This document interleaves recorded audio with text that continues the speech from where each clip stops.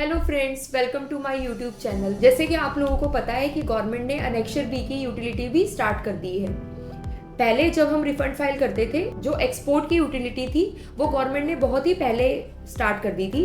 उसमें जब भी हम अपना एक्सपोर्ट का डेटा डालते थे तो वो सिस्टम GSTR 1 से वैलिडेट करता था कि क्या वो एक्सपोर्ट हमने GSTR 1 में उस पर्टिकुलर टैक्स पीरियड में फिल करे हैं या नहीं करे, और करे हैं तो किस वैल्यू से।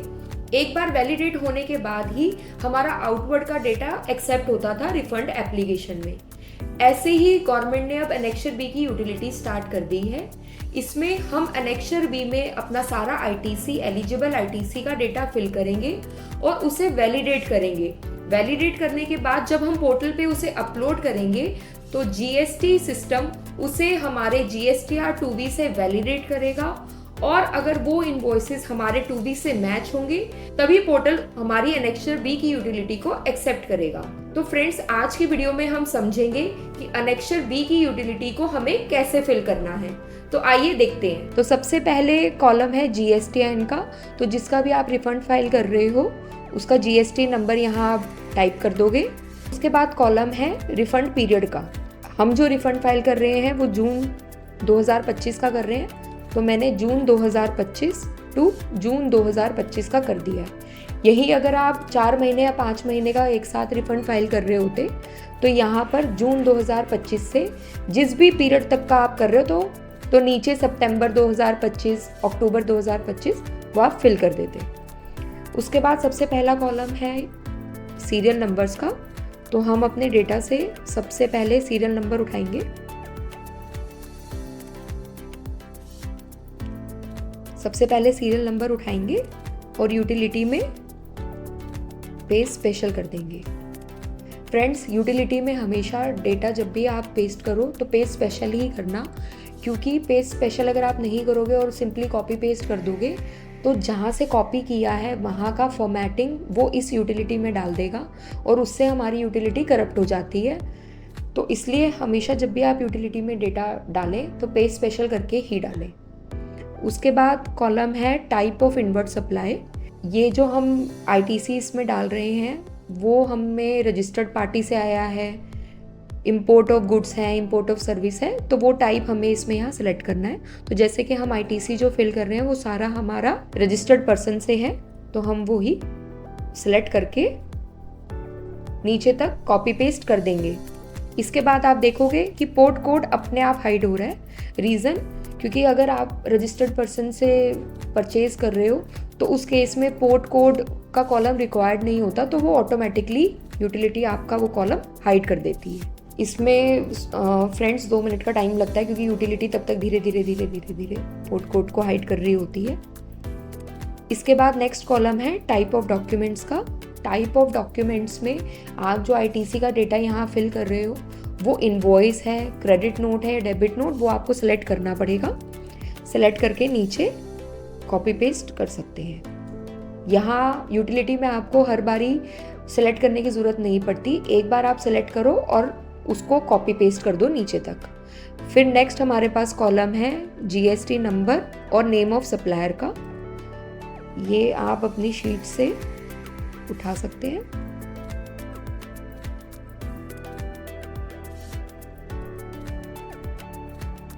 और यूटिलिटी में पेस्ट स्पेशल कर दीजिए। नेक्स्ट कॉलम है डॉक्यूमेंट डिटेल्स का। सबसे पहले है उसमें इनवॉइस नंबर और इनवॉइस डेट, तो ये भी आप यहाँ से उठा लीजिए।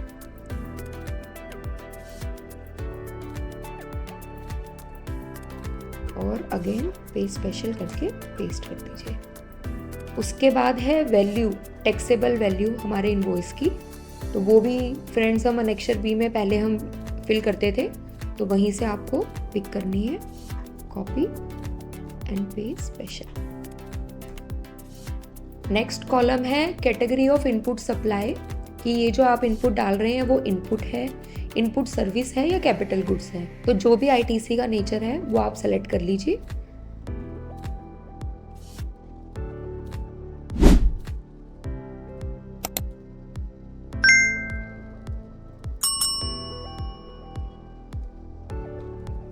इनपुट सर्विस है तो इनपुट सर्विस सिलेक्ट करके नीचे कॉपी पेस्ट कर दीजिए।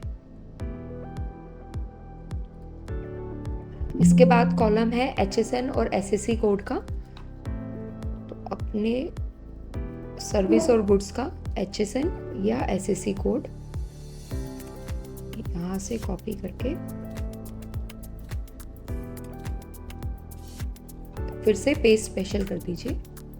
इसके बाद कॉलम है टैक्सेस का, CGST, SGST, IGST। तो अपनी शीट से टैक्सेस उठाइए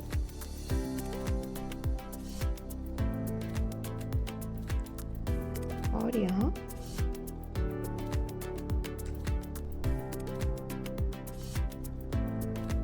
इसके बाद कॉलम है सेस का। तो अगर आपके इनवॉइसेस पे सेस लगा है तो यहाँ आप फिगर लिख सकते हो, अदरवाइज इन्हें ब्लैंक छोड़ दीजिए। टोटल इनपुट टैक्स क्रेडिट, ये ऑटोमेटिकली फिल हो जाता है जब आप टैक्सेस यहाँ डालोगे तो ये फिगर अपने आप फिल हो जाती है। उसके बाद कॉलम है कि क्या ये जो ITC आपने यहाँ डाला है वो 17(5) के अंडर ब्लॉक्ड है या नहीं, मतलब एलिजिबल ITC है या नहीं है। तो हमारा ये ITC सारे एलिजिबल हैं, तो हम यहाँ नो सेलेक्ट कर देंगे क्योंकि हमारे ये ITC ब्लॉक्ड नहीं है। इसके बाद कॉलम है एलिजिबल फॉर ITC। फ्रेंड्स, आपको पता होगा कि आपने यहाँ अभी इनपुट सर्विस और कैपिटल गुड्स सेलेक्ट किया था। फ्रेंड्स, अभी हमने यहाँ कैटेगरी सेलेक्ट की थी अपने इनपुट सप्लाईज़ की। तो जैसे कि आपको पता है कि हम रिफंड में कैपिटल गुड्स का क्रेडिट नहीं ले सकते, तो यहाँ पे अगर ITC अगर आपका कैपिटल गुड्स है तो यहाँ पर एलिजिबल फॉर ITC वो है या नहीं है, तो आप उस पर नो क्लिक कर सकते हैं।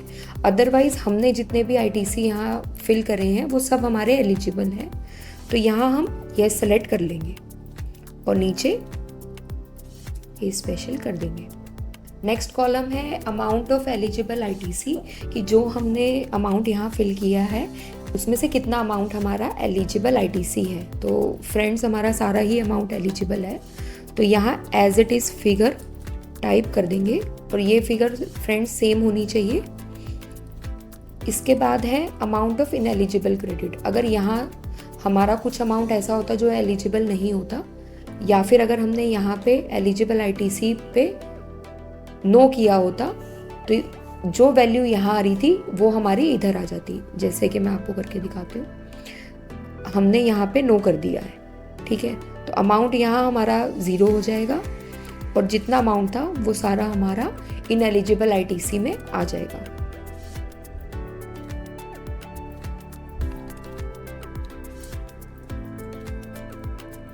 तो यहाँ हम 0 सेलेक्ट करके हमारा सारा ही अमाउंट एलिजिबल है, तो हम 0 सेलेक्ट कर देंगे। फिर लास्ट में कॉलम है टू बी रिटर्न पीरियड का, मतलब ये जो आप ITC अनेक्शर B में फिल कर रहे हैं ये GSTR 2B किस मंथ की GSTR 2B में रिफ्लेक्ट हुआ था। तो फ्रेंड्स, ये हमारी जून 2025 का रिफंड है और ये सारा ITC जून 2025 की GSTR 2B में रिफ्लेक्ट हुआ था, तो हम उसको फिल कर देंगे जून 2025।